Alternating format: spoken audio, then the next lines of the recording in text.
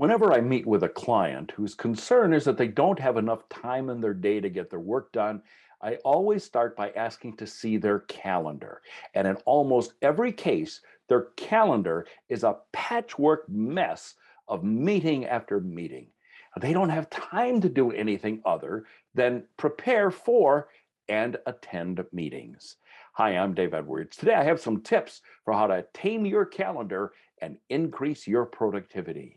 If you enjoy these kinds of videos, these kinds of topics, I'd ask a big favor, and that is that you click the like button below and subscribe to the series of videos. Then you won't miss any that I publish in the future. I really appreciate it if you would take both action. So when my client shows me their calendar, it's full of meetings, and it's no wonder why they're frustrated. They'll tell me that they don't have control over their schedule and that every meeting on their calendar is critical. They're already working long hours just trying to get caught up on their email, and they feel like they're failing and they are burned out. While I can't give them more hours in their day, I can show them how to structure their time at work a little bit better. The calendar is the key to this.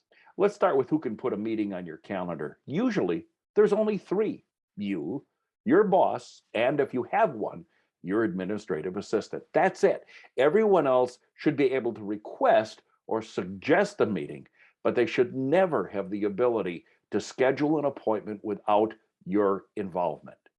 Before we get to the control mechanisms you need to use, let's look at how you should structure your calendar.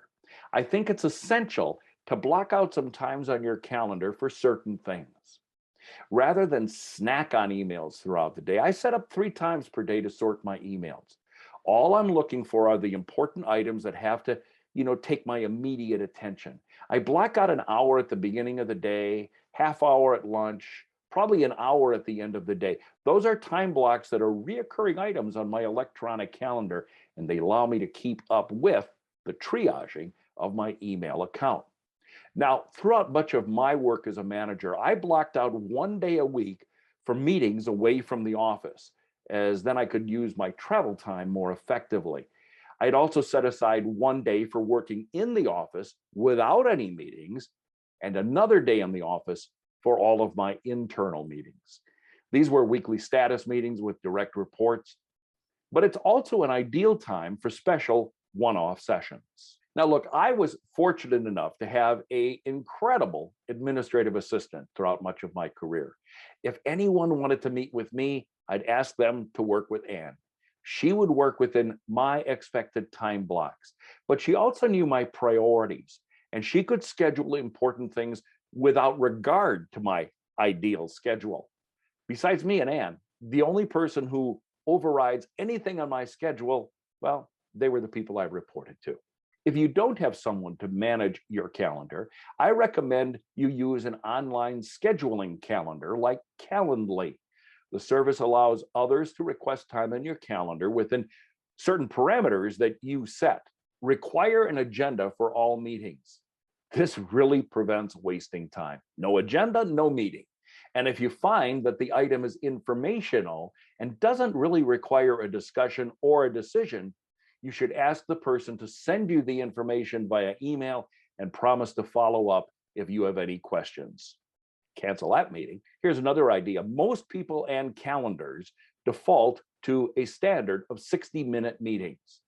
A simple one-item agenda might only need 15 minutes of your time. But it's also possible that a single agenda item might be so complex that you might need 90 minutes or more. You and your administrative assistant can make that judgment. Don't overschedule yourself. If you have back-to-back meetings, you don't have time to prepare for them adequately. These steps and your constant oversight of your calendar will likely provide you with more control of your time and less stress as a result. Stress and productivity, man, I hear about it all the time. I work with so many clients who are trying to be more and more productive.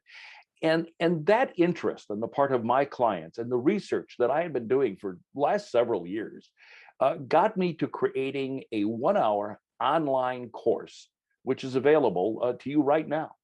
It's called Pathway to Productivity and Better Time Management.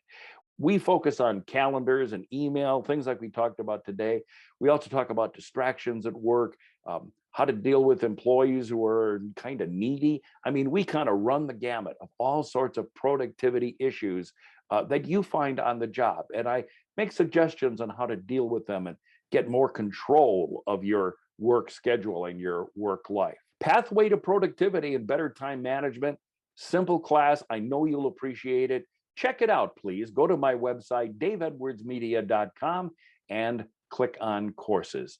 I think you'll really enjoy the class because I've been getting some really great feedback from other people who have taken the course.